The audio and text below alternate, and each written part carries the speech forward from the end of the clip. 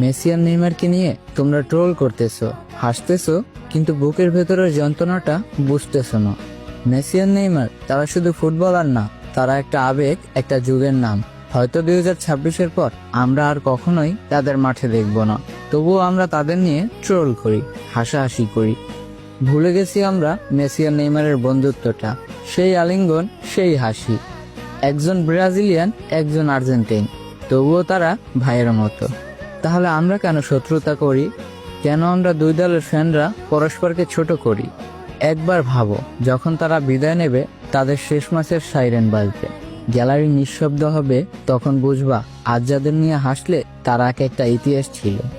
আসো না, আমরা আবার ভাইয়ের মতো হই, মেসি নেইমারের মতো হই, আবার ভালোবাসা ছড়াই মাঠের বাইরেও। কারণ ফুটবল শুধু খেলা না, এটা একটা আবেগ, একটা পরিবার। ভালোবাসা থাকুক খেলার মাঝে, শত্রুতা নয়।